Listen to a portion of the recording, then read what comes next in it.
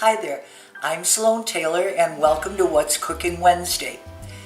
I have to explain to you I am not a chef, never claimed to be a chef.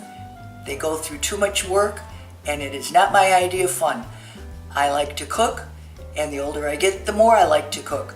So let's get started with today's menu and we are going to do stuffed tomatoes with egg salad.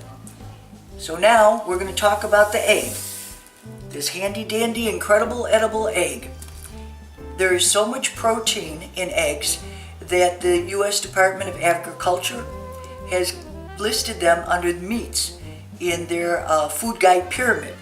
So it's a very healthy food, but you must be careful because it's also high in cholesterol. Now, for our stuffed tomato, we are going to work with this lovely vine-ripened tomato. I'd like to say it's from my garden, but that would be a big lie. We are going to cut out this center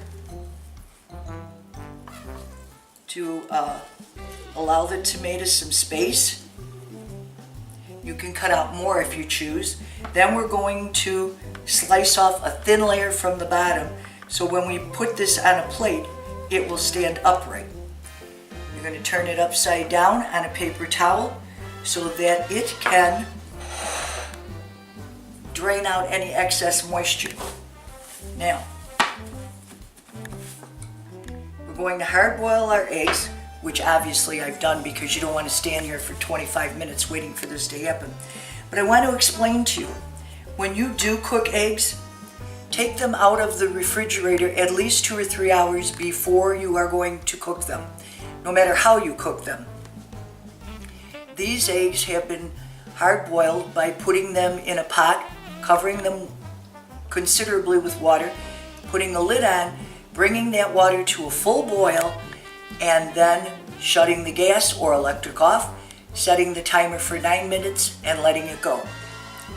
Now, here's a little tip for you. One way to peel eggs: crack it on each end, gently roll it across your counter. And you have to go gently, otherwise you'll just mush it. So, you see?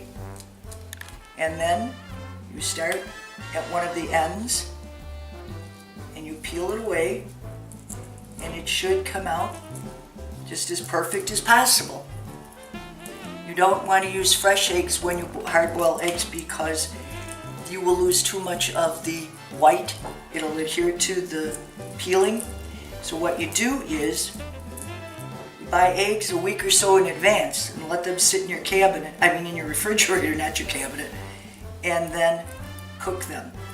Now, I made these eggs earlier this morning, so it would have peeled easier at the time that it first came out of the boiling water. But you get the idea of it.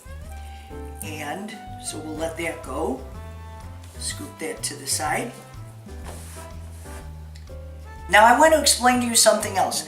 This is a tip, easy way to tell a hard-boiled egg from a raw egg should you have them in your refrigerator. You see that raw egg? How it won't spin?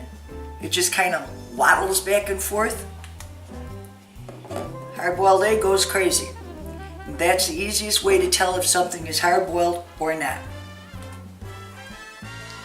Get that out of the way. Now, here's our little eggs. Here's a second tip for you.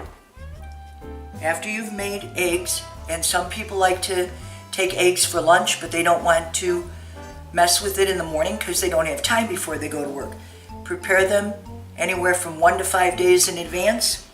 Peel your egg, store it in water, and every other day change the water and you're good to go for 5 days. Now, this is the egg we're going to use for our egg salad. We will use marjoram and thyme, but here's the thing. You don't want to use fresh herbs for a dish like this. You can never cut these fine enough and then people will get that leaf in their mouth and it won't be a pleasant sensation. We're going to use mayonnaise, And we will now cut the egg up. And of course, old Studs, my husband, will have a stroke because I'm doing this in my hands instead of a cutting board. But I like to use my hands. I like to get a feel for what's going on. I have a better control over things, I guess you'd say. When you do the method that I explained about letting the egg sit in the hot water, your whites will be more tender and your yolk won't get that green film around it. Okay, so now we need a little mayonnaise. And we don't want much because there's nothing worse than over-the-top icky eggs. But we do need a little bit more than that.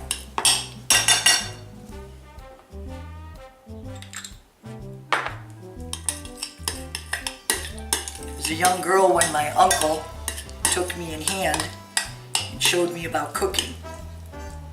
He was a great guy. Okay, see, so that's the kind of consistency you want. Now, we're going to use the thyme. And this recipe calls for a 1/4 teaspoon of thyme. Don't worry about the amounts of things because when the video is over, the recipes will be listed. You'll have plenty of time to write down the amounts and the process. Okay, we're going to use 1/8 of a teaspoon because we're only using 1 egg for this egg salad. The crew and the director are not fond of egg salad, and therefore I don't want to make an abundance. Now we're going to put in 1/8 of a teaspoon of the marjoram.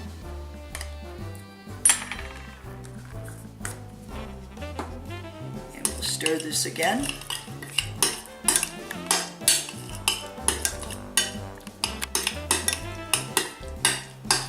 No salt, no pepper. You won't need it because you're using herbs. When you use herbs, you very rarely, if ever, need salt. So now we have our tomato.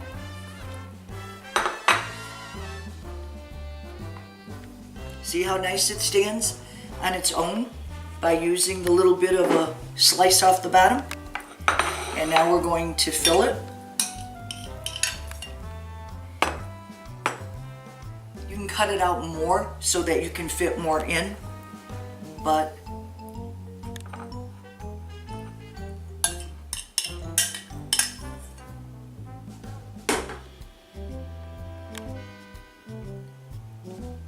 there. Now, remember I told you last video, Kleenex is your friend and a handy thing to have? I should say face tissue, not Kleenex, that's a brand name. And then you wipe that off so it has a little bit prettier of a look. And then we will bring this over. You can have this as a lunch, a dinner, and this is what we're doing today. We're going to have it as a lunch because it's early in the day. And so we have a nice bottle of white wine, our stuffed tomato, seated on a bed of lettuce just to look pretty, croissants, green grapes, and a nice wedge of cheddar cheese. You can also use this recipe to make some dynamite egg salad sandwiches. Now, if you notice, several times I use the word tip in the video. This is because every week, every video, we offer a little contest. And what you do is you email me, and that address will be at the end of the video, with the number of tips that you saw in this video. When you do it, type tips video 2 in the subject line, and then list the number of tips in the body of the email. We will pull those all together, and for 2 of the correct winners, they will receive a signed cookbook that has 80 recipes for a romantic evening. Now, I think we've covered everything. Should you ever decide you'd like to find a recipe or have me cook a recipe, by all means, email me and I'll be happy to create one for you. You take care. May all your days be filled with laughter and seated around a well-laden table. Bye.